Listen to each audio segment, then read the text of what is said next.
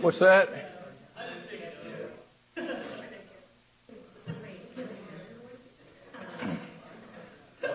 Ready to go?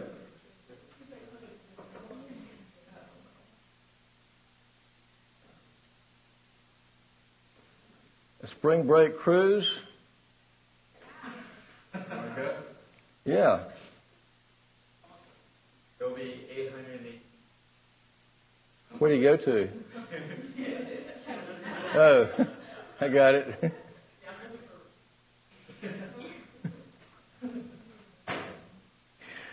Well, this is the pathology final today, is that right? Our final test. Excuse me? Is it the final exam tomorrow or today? Final exam is 2 weeks. 2 weeks and 1 day from tomorrow. What's today? Very, very hard exam. Number 5. Boy, they must have you terrified. Infections of the central nervous system. Excuse me? Only people in the A class.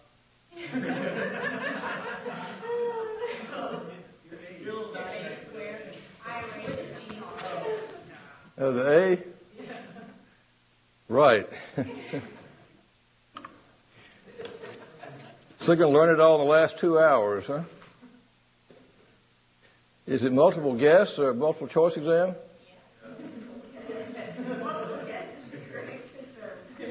Are all of your exams multiple choice?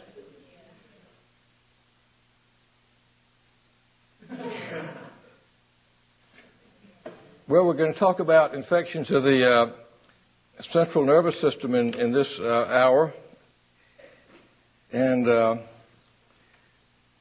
then we're going to reward the faithful with a review and talk about, did I see some hands go up in the back?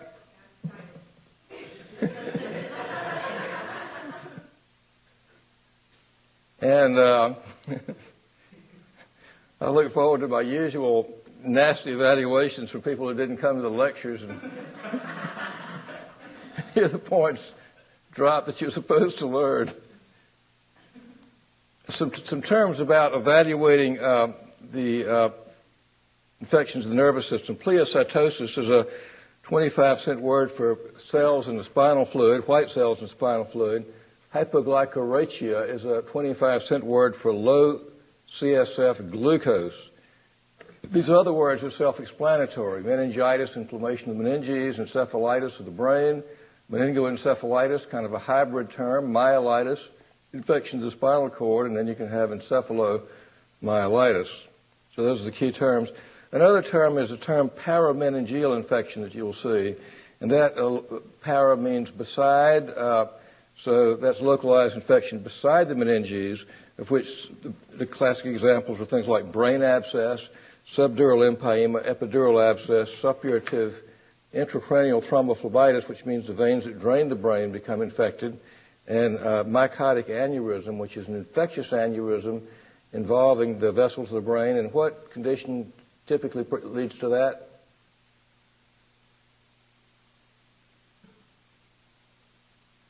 Endocarditis. The spinal fluid formula, the red cell count in the spinal fluid is normally 0, but obviously you can have a traumatic lumbar puncture, correct? White cells normally less than 5, differential, all monos, and then the protein is usually 15 to 45, and the glucose is 40 to 70, or about 2/3 of the simultaneous blood glucose, and all of this is in your handout. Some pointers about spinal taps. If you think of it, it's best to do it. In chronic problems, there's a style of medical practice today is to get a CAT scan before you do the spinal tap to rule out a mass lesion, because if you have a mass lesion, you might herniate the brain. In acute situations, I certainly feel that if you have to delay to get the CAT scan, go ahead and do the spinal fluid and do the tap right away. Don't delay because it can be disaster if you have acute bacterial meningitis. Save an extra tube. Acute bacterial meningitis, we talked a little bit about meningococcal disease yesterday as a medical emergency. Endocarditis is sort of the syndrome of fever and a heart murmur. Meningitis is fever and a stiff neck. But we talk about other meningeal symptoms, vomiting, headache, lethargy, confusion, and stiff neck. And we talked about yesterday how people could be misdiagnosed as having gastroenteritis. Often, as in a case I gave you yesterday briefly, the clinical picture is unimpressive. So you go out and you're practicing medicine in Bamberg or Kingstree or somewhere, and you see 100 patients in a day, and one of them comes in, and lo and behold, it's got meningitis and is dead the next morning, and you're sued, and your day is ruined, your year is ruined, you might feel like your career is ruined, you know. So it's a very scary condition.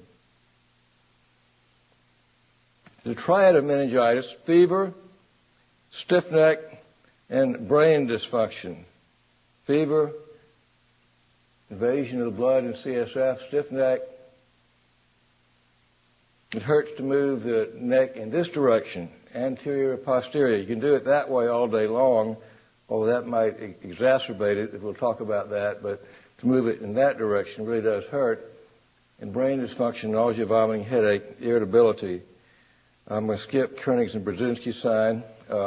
Those are just signs that relate, that you'll pick up later on, that you'll that indicate that the neck is stiff. The syndrome of acute bacterial meningitis: purulent spinal fluid with more than 1,000 cells in the spinal fluid. That's essentially diagnostic, but that's not always the case. Increased intracranial pressure due to localized pathology is the only absolute contraindication to doing a spinal tap. And so I believe that if you can rule out papilledema by looking in the eyes and they know focal neurologic syndromes, go for it. Sometimes repeating the spinal tap may be important if the initial tap is not diagnostic or the patient fails to improve.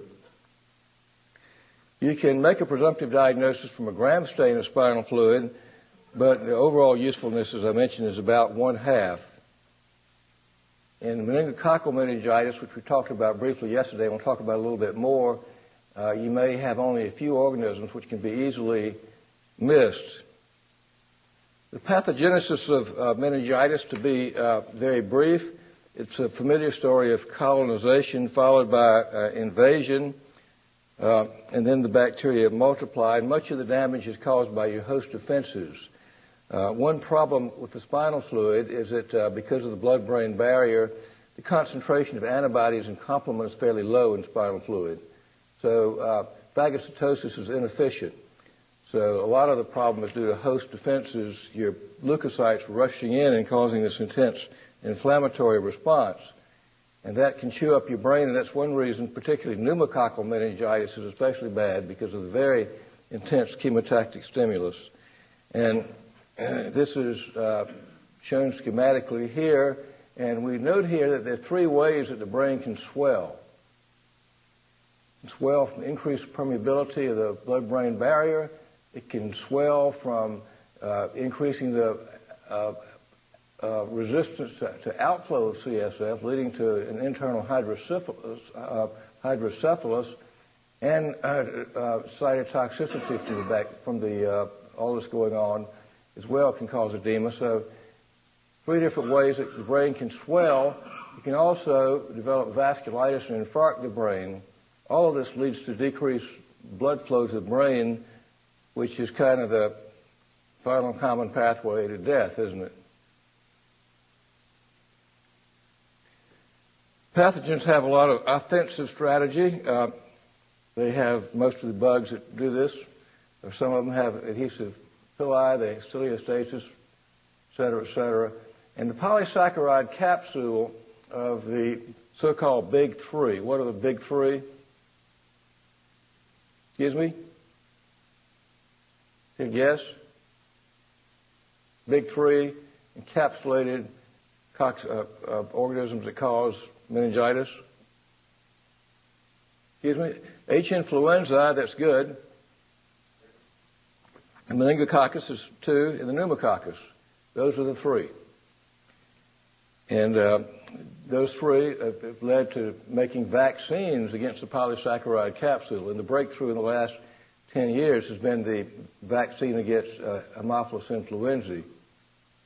And the host got its own strategies, but they don't work particularly well, as we have seen. The blood-brain barrier in adults is quite efficient. We talked about bacteremia yesterday, and it's uncommon to get meningitis as a result of bacteremia. However, as noted, the blood-brain barrier has to mature, and so in little infants, about a third of the time, if they get bacteremia, they will get meningitis. And so what might you predict about the spectrum of pathogens in the perinatal period? Yeah, exactly, but a lot broader. Group B, B as in boy, streptococci, Listeria monocytogenes, E. coli, lots of other organisms. The spectrum of pathogens is broader there.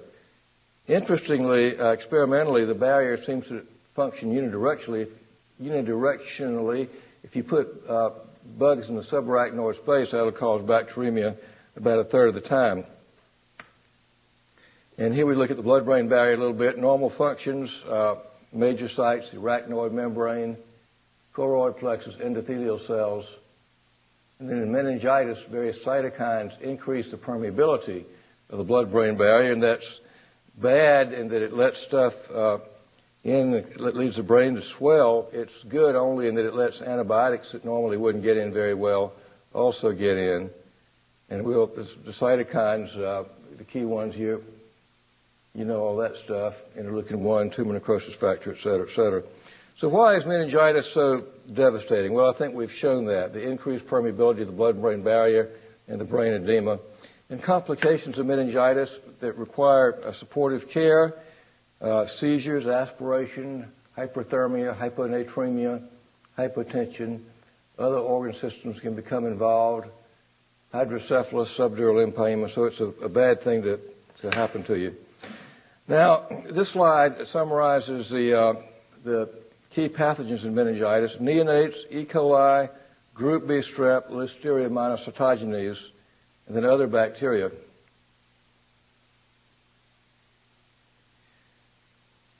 Then H-flu takes over, although the H-flu vaccine has made this an uncommon disease. But this used to be sort of like the number one disease in pediatrics up until just a few years ago. Then the meningococcus, and then the pneumococcus. From age 5 to 30, think of the college-age kid, meningococcal disease, and college-age kids. The meningococcus is the primary pathogen, and then the pneumococcus. And then the rest of life, the pneumococcus takes over. It's a number one cause. Other gram-negative bacteria can also do it, and then as you get older, above 65, more cases from Listeria and aerobic gram-negative rods.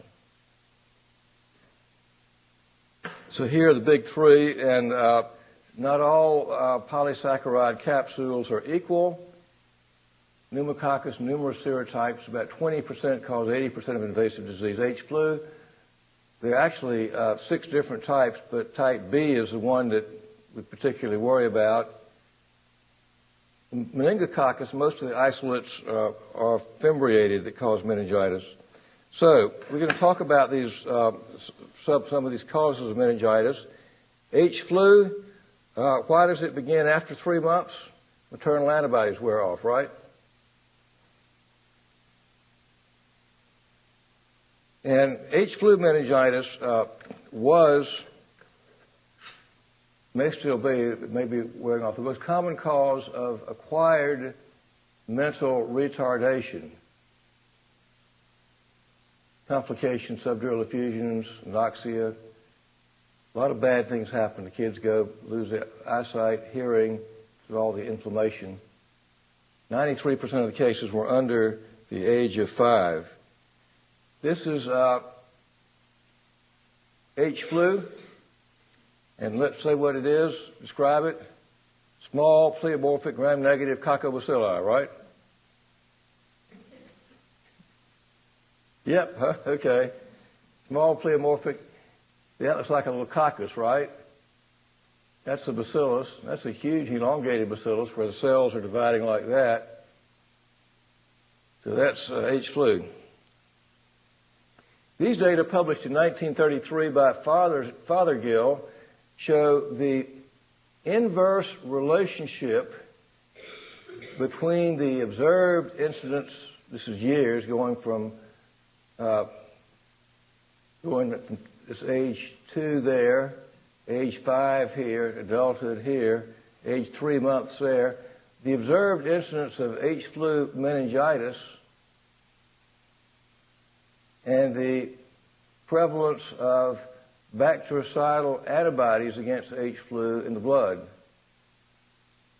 So the storyline is, of course, I mean, this is very dramatic, that after your maternal antibodies wear off, the disease peaks, and then by about age 5, people start to wake up to H. flu as little kids get red ears, et cetera, et cetera, et cetera. And we see that by adulthood, he found that all people had bactericidal antibodies against H. flu. The incidence of H. flu meningitis might have increased in the second half of the 20th century because kids began to get antibiotics for their red ears, right? And so they didn't make antibodies to the H. flu. They didn't have enough chance to make antibodies to it. Current issues: low case fatality rate, drug resistance, daycare centers, is a preventable disease. Meningococcal disease we talked about yesterday, and we showed pictures of the rash. And there's a spectrum of, if you did a Venn diagram of meningococcal disease, some people have the syndrome of meningitis, some have the syndrome of meningococcemia, and a lot have both. Very large overlap. You notice about 30 to 40% have meningococcemia without meningitis, and about 10 to 20% of cases, of course, is fulminant, and up to half of these people die. So chronic meningococcemia occurs, but it's rare. So it's a very devastating disease. And usually the scenario is that you're colonized with it, you're an asymptomatic carrier. We spend a lot of energy trying to treat secondary cases or prevent them by prophylaxis. Now that's been simplified, so you give one dose of Cipro to everybody in the dormitory or whatever. As was the case with H. flu, the age incidence is almost exactly the inverse of antibody prevalence. Also with meningococci, all of us are exposed to it as we go to school, et cetera, et cetera. It's a systemic disease when you have meningococcemia, myocarditis, widespread hemorrhages. This is a meningococcus and spinal fluid. What do you see here on the scram stain?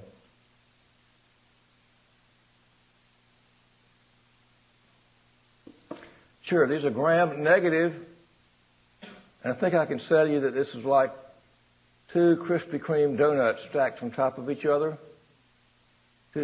Not quite. It's a tough cell. Biscuit-shaped, gram-negative diplococci.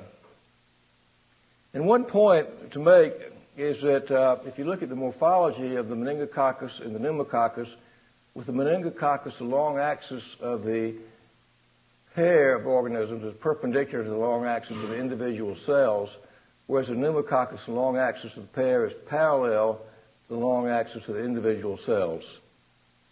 That can be important in interpreting a gram stain, which might be decolorized wrong. And this is the meningococcus on a scanning electron micrograph, showing it is sort of a flattened, I think it's the best example of looking like 2 Krispy Kreme donuts. It's a little short, plump coccus. And the problem is, you can see it's an uncommon disease, so all those folks lined up to see you in your clinic outside of Swansea, South Carolina, right? One of them might have meningococcal disease, and the question is, which one is that going to be? And serogroups A and C are the ones that classically cause the big epidemics, where only about a mile from here was a meningococcal disease at one time in our not too distant history rampant. Excuse me? Main campus? No? Where did tragedy after tragedy occur from meningococcal disease?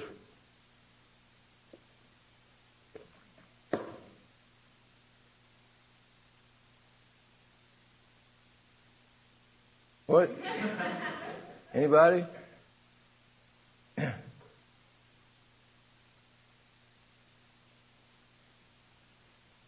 Let me give you a hint.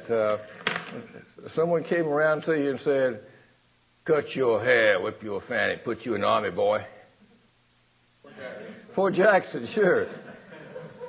Fort Jackson, which is, if you go by, you'll see the sign, Camp Jackson, World War I. These boys were sent from all over the country and in army barracks. Meningococcal disease would spread around, and they would just get sick and die. So that was very rampant.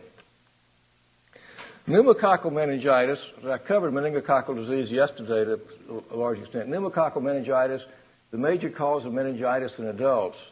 In pneumococcal meningitis, in contrast to meningococcal meningitis, most patients with pneumococcal meningitis will have a predisposing cause that you'll find on examination.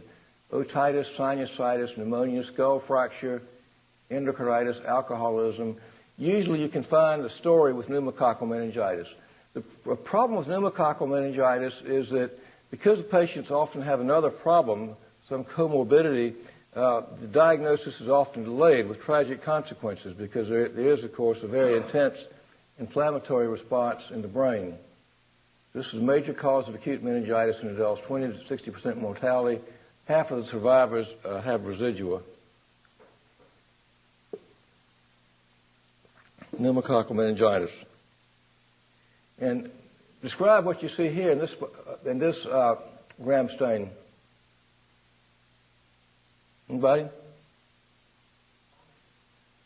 Right. You got it. Good. You got elongated, so-called lancet-shaped diplococci. They're more elongated, so you can see how that morphology, even if the gram stain was wrong, you'd say something's rotten in Denmark because of the way they're lined up. Another observation that this slide inadvertently, I shouldn't say inadvertently makes, is that look at there's a disconnect, isn't there, between all these polys and the bugs. Remember I showed you that nice gram stain of clap yesterday with all those bugs in individual cells? Here, can you find a single example of a poly that's got bacteria in it? No. And so I think what this tells you is that, again, phagocytosis is very inefficient. So what happens is that because of all the cytokines, et cetera, that are being released, polys keep streaming into the CSF, but they can't do a thing. So more of them keep streaming in. So you get pus on top of the brain, and this is what really does you in. Neonatal meningitis from gram-negative rods, some infants are predisposed. E. coli, about 60%, other gram-negative rods. Interestingly, about 80% of the E. coli that do this express a capsular antigen, which may play a little bit of the same kind of role that the polysaccharide capsule of the big three plays. And adults can also get gram-negative meningitis after, say, neurosurgery, head trauma, associated medical problems. And in fact, some studies indicate that gram-negative meningitis in adults is a major problem, particularly related to neurosurgery. Listeria monocytogenes is an uncommon cause of meningitis. What is, you had listeria in an earlier lecture? What is unique about listeria, or not, doesn't make it completely unique, but what? Excuse me? It does it? I didn't know that. It grows in a refrigerator? Or did you just make that up? It likes cold. It likes cold, okay. That's not what we were going for. It's an intracellular pathogen. There are a few bacteria. Salmonella is one, Brucella is one, Listeria is one, that are intracellular pathogens, and therefore T-cell immunity is important. I guess one hint is monocytogenes.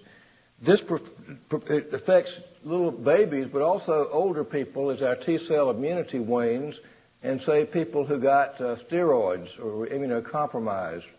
It's a more subtle disease. This is Listeria. It's a gram-positive organism, gram-positive rod that might be mistaken on a gram stain on a culture for a contaminant. So here's some associations with meningitis. Turns out that actually a study in Charleston, South Carolina, lower SE status increases the risk of H. flu meningococcus. Immunosuppression, bad immunity, Listeria. Skull fracture. After a basilar skull fracture, the pneumococcus is the most common cause. If you have a little congenital dermal sinus, which might be a little hole that you'd see in the midline anywhere from the base of the skull on down, but usually on the base of the skull or down and around the sacral area, congenital dermal sinus, that could be a straight shot for skin organisms to get in and cause meningitis. Any questions about meningitis? A whirlwind overview. Aseptic meningitis is essentially, in clinical terms, synonymous with viral meningitis. This is probably a lot more common than bacterial meningitis. The term was operationally defined by this fellow in two definitions 25 years apart. The first one he described as a disease with acute onset, meningeal symptoms, cells in the spinal fluid, usually monos instead of polys, with sterile cultures, a benign course, short duration, and recovery. And then in 51, he revised this as a syndrome of multiple causes and not a specific etiologic illness. So this is essentially synonymous with viral meningitis, but as you can see, it is a tincture of time diagnosis, although some recent studies suggest that using the polymerase chain reaction, you can make an early diagnosis of the most common type of organism that causes this, which is what type of virus?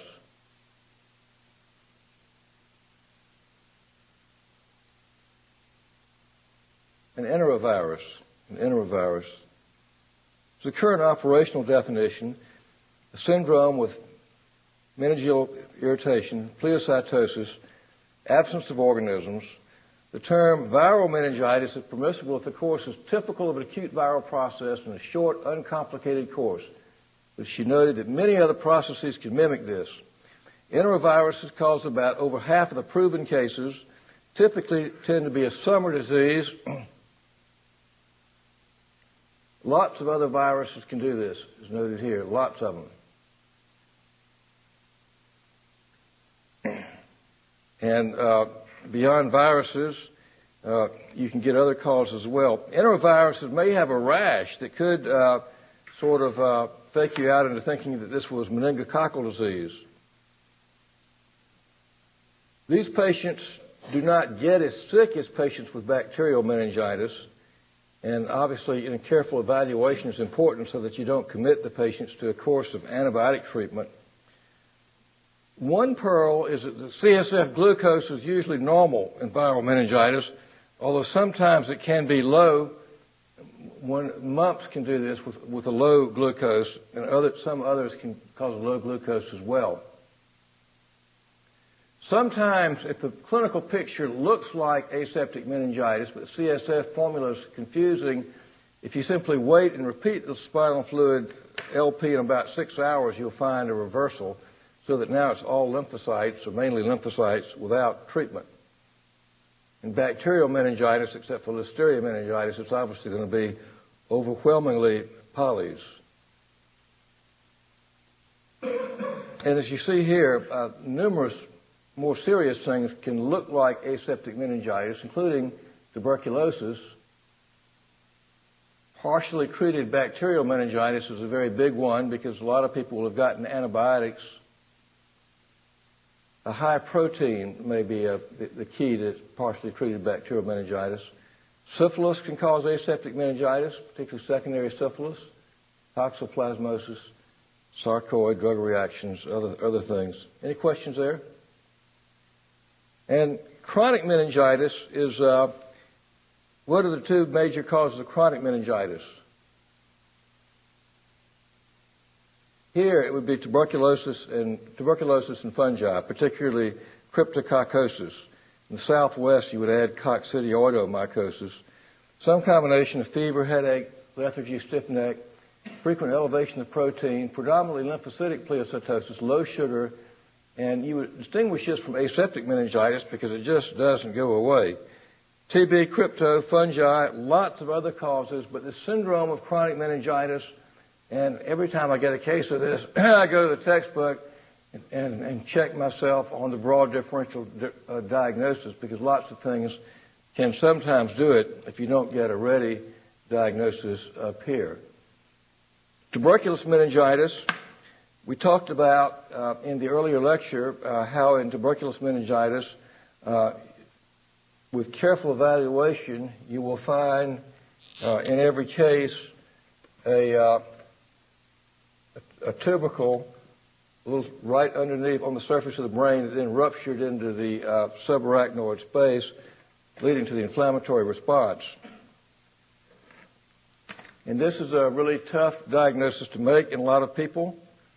Cryptococcal meningitis is strongly associated with AIDS today, but it can occur in people without AIDS, particularly people who are immunosuppressed, but also other people if you happen to go in a chicken coop and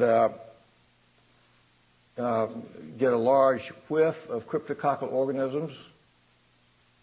And that's a very, very serious disease. And this is Cryptococcus neoformans on an India ink prep, showing this very large, extraordinarily large polysaccharide capsule. And Dr. Mayer invented the Mayer's mucicarmin stain, but somebody stole his patent, which is why he's sitting back there. Stains it red. Syphilitic meningitis is rare. Half have focal signs, usually subacute. Can be a kind of a tough diagnosis to make. Herpes simplex encephalitis we now go to. Viral encephalitis, the question is, does the patient have meningitis or encephalitis? Clinical diagnosis to make. The most important cause of sporadic viral encephalitis today is herpes simplex. And no, this is not a sexually transmitted disease. We really don't know why some people get it. I tell people it's like being struck by Zeus, but it's a bad thing to happen to you. It's a necrotizing process. Tends to involve so you get red cells in spinal fluid. Tends to involve the temporal lobes, and it often will present, especially if it's in the dominant hemisphere, aphasia, speech impairment, also bizarre behavior, hallucinations. It has a very high mortality rate.